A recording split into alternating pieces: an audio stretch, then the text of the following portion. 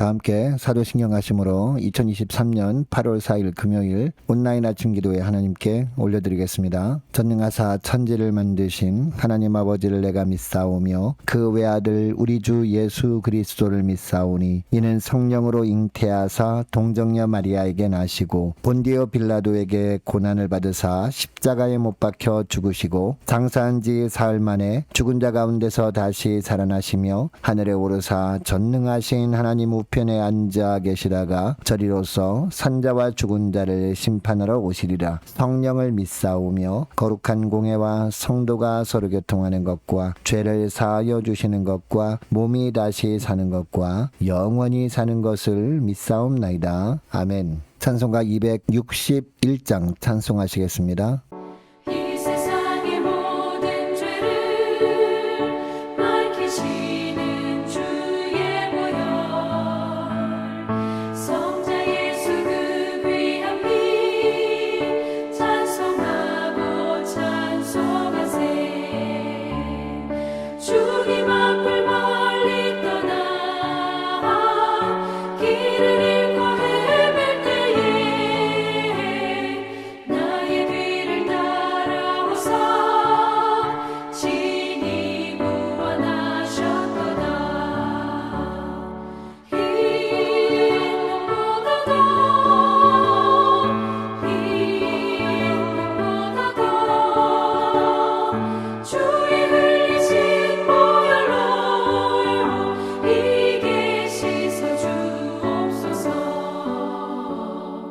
가시관을 쓰셨으니 피로 얼굴 물드셨고 십자가에 모진 고통 나를 위해 당하셨네. 말로 형용할 수 없는 구세주의 구속하신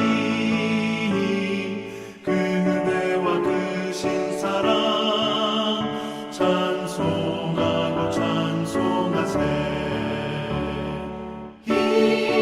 흰눈보다 더 주의 흘리신 보혈로 이게 씻어주옵소서. 아버지를 멀리 떠나 바른 길을 저버리고 여러 가지 죄악으로 주원받지 되었으니 물 같은 것 가지고는 씻을 수가 아주 없네. 주여 귀한 몸의 피로 날 정결케 하옵소서.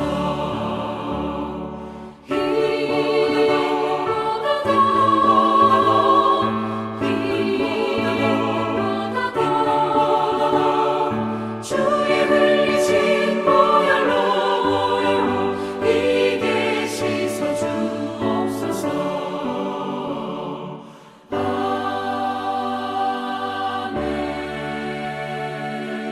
하나님 아버지 감사합니다. 오늘도 또 새로운 금요일 하루를 허락하시고 오늘 하루도 주님께서 말씀을 통해서 저희들을 바른 길로 선한 길로 인도하시려고 이 새벽부터 저희들이 단잠을 깨워주시고 불러주심을 감사합니다. 주님 부르심에 순종함으로 주 앞에 나와 주님이 베푸시는 영의 양식을 이 시간에 받길 원합니다. 주님께서 베푸시는 말씀을 받을 때 주님께서 예비하신 하늘의 은혜로도 저희 심령 가운데 충만하게 채워주셔서 오늘 하루도 주님께서 예비하신 승리의 축복을 풍성히 누리는 복된 하루가 될 수 있도록 은총 내려 주옵소서. 예수님의 이름으로 기도합니다. 아멘. 이 시간에 하나님이 주시는 말씀은 어제 이어서 오늘은 예레미야 4장 5절부터 18절까지 말씀 보겠습니다. 자, 화면을 보시면서 우리 함께 합독하시겠습니다. 너희는 유다에 선포하며 예루살렘에 공포하여 이르기를 이 땅에서 나팔을 불라 하며 또 크게 외쳐 이르기를 너희는 모이라 우리가 견고한 성으로 들어가자 하고 시온을 향하여 깃발을 세우라 도피하라 지체하지 말라 내가 북방에서 재난과 큰 멸망을 가져오리라 사자가 그 수풀에서 올라왔으며 나라들을 멸하는 자가 나아왔으되 내 땅을 황폐하게 하려고 이미 그의 처소를 떠났은즉 내 성읍들이 황폐하여 주민이 없게 되리니 이로 말미암아 너희는 굵은 배를 두르고 애곡하라 이는 여호와의 맹렬한 노가 아직 너희에게서 돌이키지 아니하였음이라 여호와의 말씀이니라 그날에 왕과 지도자들은 낙심할 것이며 제사장들은 놀랄 것이며 선지자들은 깜짝 놀라리라 내가 이르되 슬프도소이다 주 여호와여 주께서 진실로 이 백성과 예루살렘을 크게 속이셨나이다 이르시기를 너희에게 평강이 있으리라 하시더니 칼이 생명에 이르렀나이다 그때 이 백성과 예루살렘에 전할 자가 있어서 뜨거운 바람이 광야에 있는 헐벗은 산에서 내 딸 백성에게 불어온다 하리라 이는 키질하기 위함도 아니요 정결하게 하려 함도 아니며 이보다 더 강한 바람이 나를 위하여 오리니 이제 내가 그들에게 심판을 행할 것이라 보라 그가 구름같이 올라오나니 그의 병거는 회오리 바람 같고 그의 말들은 독수리보다 빠르도다 우리에게 화 있도다 우리는 멸망하도다 하리라 예루살렘아 내 마음의 악을 씻어버리라 그리하면 구원을 얻으리라 내 악한 생각이 내 속에 얼마나 오래 머물겠느냐 단에서 소리를 선포하며 에브라임 산에서 재앙을 공포하는도다 너희는 여러 나라에 전하며 또 예루살렘에 알리기를 애워싸고 치는 자들이 먼 땅에서부터 와서 유다 성읍들을 향하여 소리를 지른다 하라 그들이 밭을 지키는 자같이 예루살렘을 애워싸나니 이는 그가 나를 거역했기 때문이니라 여호와의 말씀이니라 내 길과 행위가 이 일들을 부르게 하였나니 이는 내가 악함이라 그 고통이 내 마음에까지 미치느니라 아멘. 여러분 하나님은 이 세상을 창조하셨을 뿐 아니라 세상을 심판도 하시는 분이십니다. 그런데 하나님이 보시기에 세상에 죄로 가득할 때 세상을 심판하십니다. 여러분 하나님이 이 세상을 창조하신 이유가 무엇일까요? 이 땅의 모든 사람들이 하나님의 말씀에 순종함으로 하나님의 통치가 임하게 하시려고 창조하신 겁니다. 그런데 죄가 세상에 가득하게 되면 어떻게 될까요? 사람들이 하나님의 말씀에 순종하기는커녕 하나님을 대적하기만 합니다. 더 이상 세상에 하나님의 통치가 임할 수 없도록 모든 분야를 파괴해 버릴 겁니다. 여러분 이때는 세상의 심판 대신 평화가 임하게 달라고 하나님께 기도해도 세상을 심판하시고자 하는 하나님의 계획대로 되어지게 되어 있습니다. 대표적인 예가 하나님이 소돔과 고모라 성을 불로 심판하실 때였습니다. 여러분 창세기에 보면 하나님의 소돔성을 멸하시기 전에 하나님은 아브라함에게 미리 말씀해 주십니다. 죄악이 온 세상에 너무나 가득해서 심판해야 하겠다는 말씀이었습니다. 여러분 이때 아브라함이 하나님께 간절히 기도합니다. 의인이 50명, 45명, 40명, 30명, 20명, 10명이 있어도 멸하시겠습니까? 라고 계속 기도했습니다. 그런데 아브라함이 마지막으로 의인 10명이 있어도 멸하시겠습니까? 라는 기도에도 하나님의 응답하십니다. 어떤 말씀을 하십니까? 의인 10명 있으면 멸하지 않겠다라는 겁니다. 그런데 하나님이 소돔성을 멸하신 이유가 무엇일까요? 의인 10명이 없을 정도로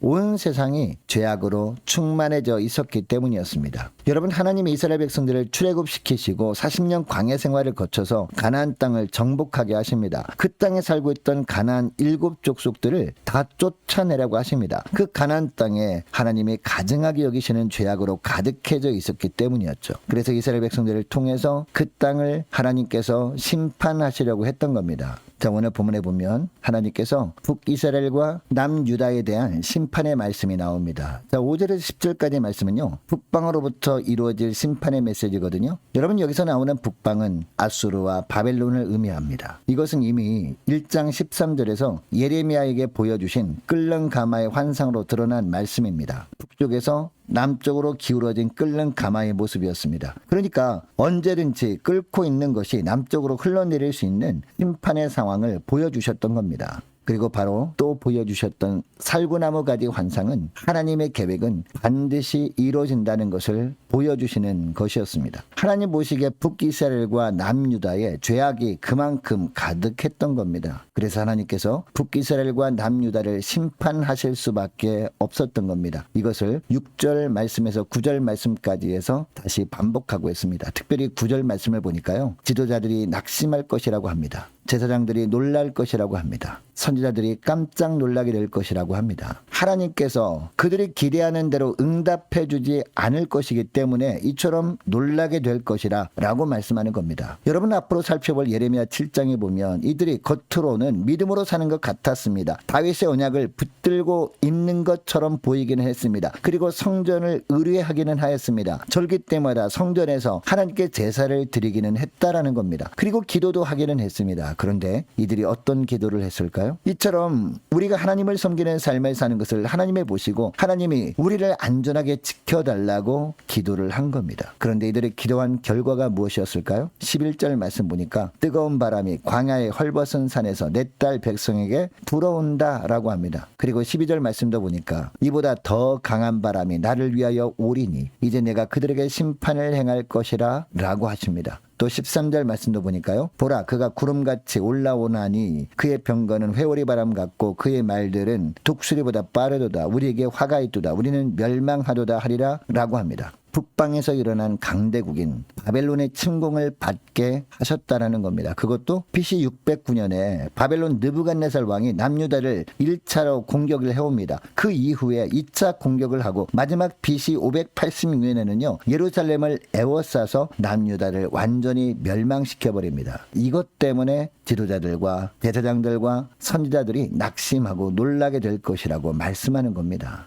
자신들이 그렇게 평화를 위해 기도했는데 하나님이 평화가 아니라 심판을 주셨기 때문이죠. 그래서 10절에 보니까 하나님이 자신들을 속이셨다라고 합니다. 왜냐하면 너에게 평강이 있으리라 했는데 칼을 주셨기 때문이라고 하고 있습니다. 여러분, 물론 하나님이 그들에게 평강이 있을 것이라고 말씀하기는 했습니다. 그러나 조건을 말씀하셨습니다. 그 조건이 무엇이었습니까? 단지 형식적인 할례를 행하는 것이 아니었습니다. 어제 살펴본 4절 말씀처럼 마음 가죽을 베는 것이었습니다. 죄로 찌른 묵은 땅을 기경하는 것이었습니다. 그리고 3절 말씀처럼 세상의 것에 대하여 염려하며 사는 가시덤불을 걷어내는 것이었습니다. 즉 철저하게 회개하는 것이었습니다. 그런데 남유다 백성들은 어떤 삶을 살았을까요? 회개한다고 하기는 했습니다. 그러나 하나님이 원하시는 정도의 회개가 아니었다는 데 문제가 있었습니다. 하나님 보시기에는 형식적인 회개에 머물러 있었던 겁니다. 하나님 앞에 나왔을 때는 회개 기도를 한다고 하였지만 삶 속에서는 계속해서 우상을 숭배하는 삶을 살았던 겁니다. 이것을 하나님이 보시고 유다의 죄악이 가득한 것으로 보신 겁니다.